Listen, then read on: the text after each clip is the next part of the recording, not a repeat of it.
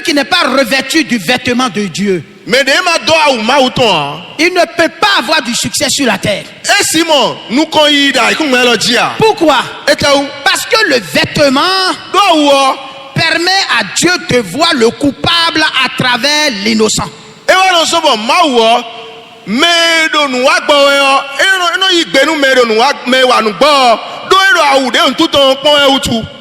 En réalité, dans le mystère du revêtement, selon la volonté de Dieu, c'est le seul mystère qui exclut toute religion, toute dénomination et toute tradition.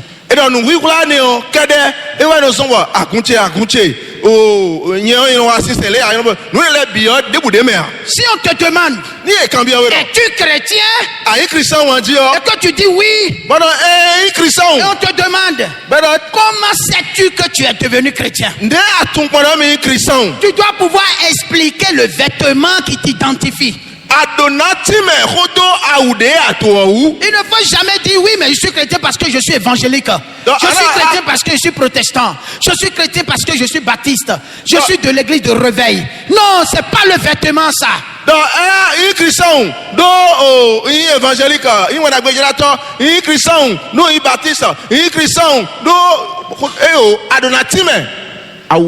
Il y a deux types de vêtements. Il y a un vêtement de feuilles de figuier et il y a un vêtement de peau d'animaux.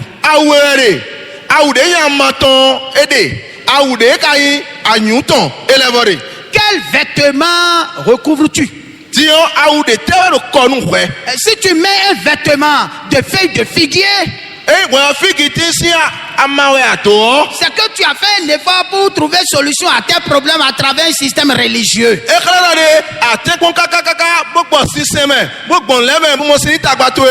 on peut t'identifier par ta religion, par ta dénomination.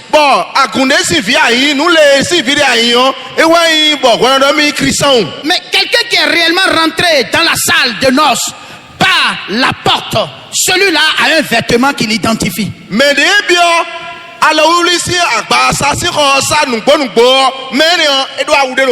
Vous savez, lorsque le Saint-Esprit incarne une personne, il supprime de son cerveau en même temps tout le système de religion, de culte qui identifie les religieux.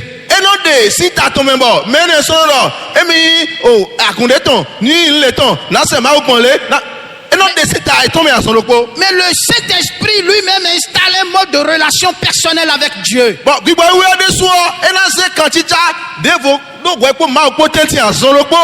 à partir de ce moment, lorsque tu écoutes une prédication, un enseignement, tu comprends au-delà de ce que l'homme peut expliquer.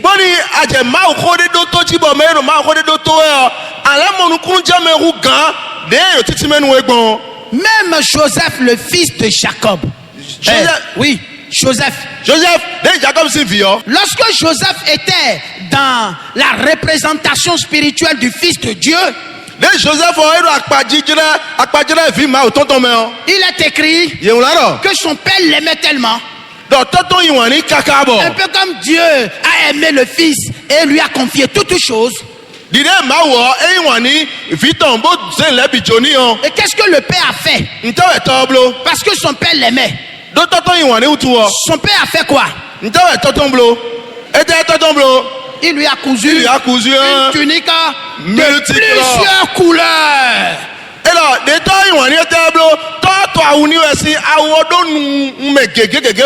en ce moment, Joseph était dans la représentation spirituelle du Fils de Dieu.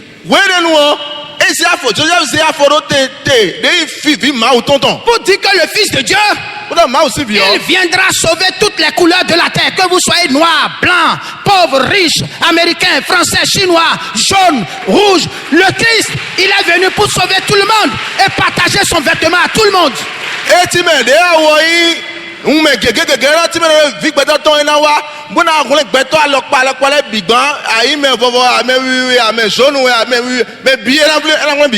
Vous savez, si Dieu dit c'est pas ce vêtement que moi je vais vous voir et que quelqu'un va coudre son propre vêtement,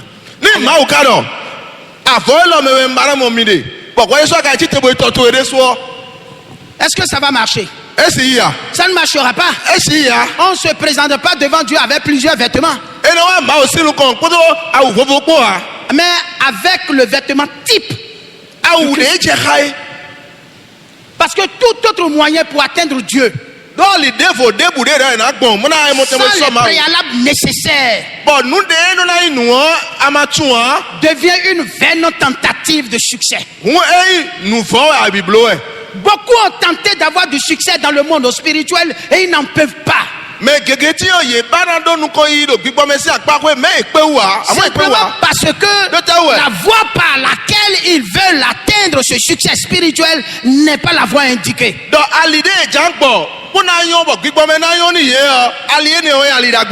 Quand Dieu parlait à Noé, Dieu n'a-t-il pas dit à Noé de construire l'arche?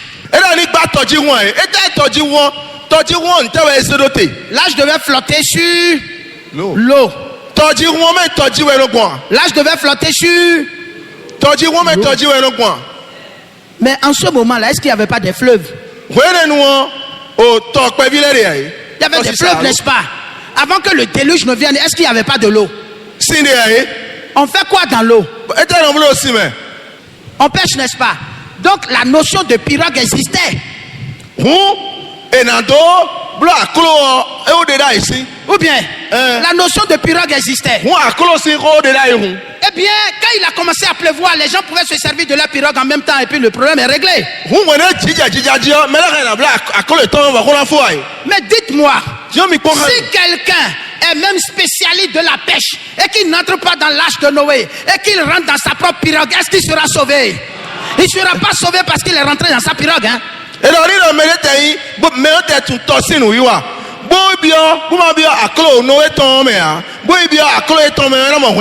Parce que toute tentative de se sauver en dehors du plan providentiel de Dieu amène toujours à la défaite.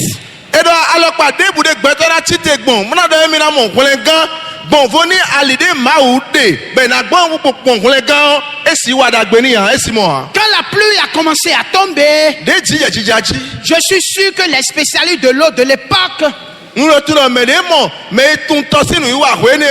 ils se sont fabriqués des pirogues.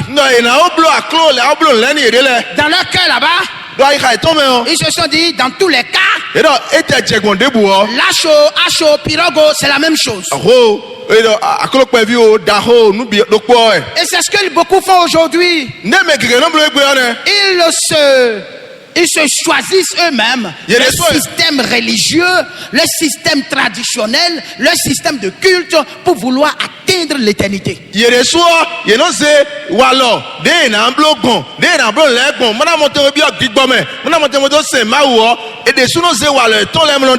Et puis eux-mêmes se fabriquent leurs moyens d'adoration.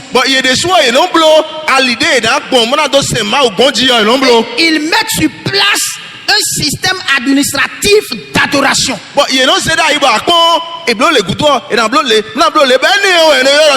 Mais ça ne marche pas. L'adoration de Dieu est une affaire d'esprit et un état d'esprit. L'adoration de Dieu est une affaire d'esprit, une affaire de Saint-Esprit et un état d'esprit. Et tant que ton esprit n'est pas encore éclairé par le Saint-Esprit, tu es en train d'adorer Dieu, d'en chanter, d'en danser seulement.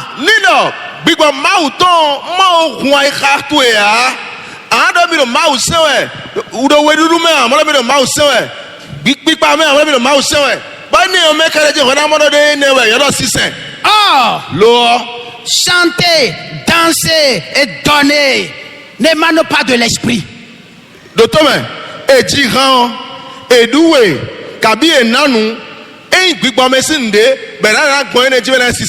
On peut chanter, on peut danser, on peut donner tout ce qu'on a sans être enfant de Dieu.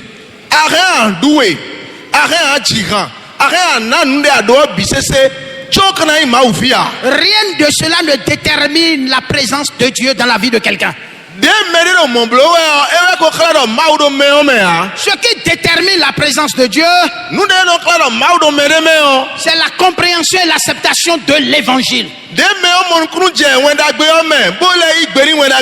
En réalité, l'évangile, le mot évangile, je vous le définis.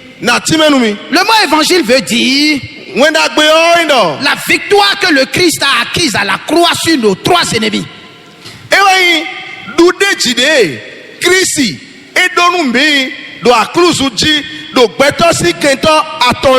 Merci beaucoup.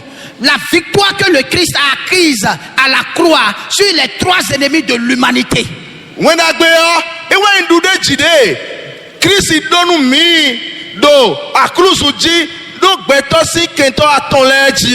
En réalité, l'humanité tout entière a trois ennemis.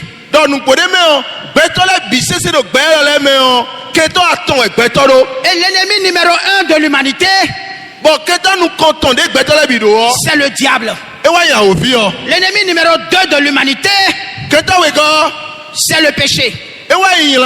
L'ennemi numéro 3 de l'humanité, c'est la loi. Et le diable, le péché et la loi ont conspiré contre l'humanité.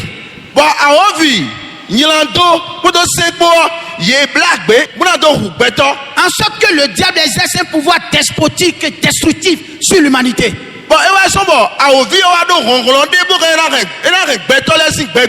Pourquoi? Pourquoi le diable est notre accusateur? Il est notre accusateur parce que nous avons péché naturellement. Et pourquoi nous avons péché? Nous avons péché parce que Dieu a donné la loi naturellement. Et l'apôtre Paul a dit: oh mort, où est ta victoire? Oh mort, où est ton aiguillon? L'aiguillon de la mort, c'est le péché. Et la puissance du péché, c'est la loi. Je ne peux pas prêcher l'évangile sans expliquer le rôle du diable, le rôle du péché, le rôle de la loi.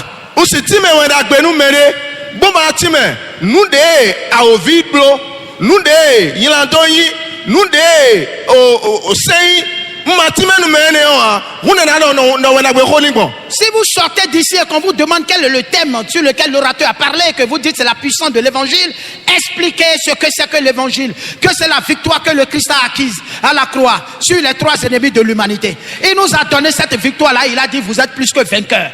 Il est important pour tout chrétien de savoir ce que Jésus met dans je vous ai donné le pouvoir. C'est très important.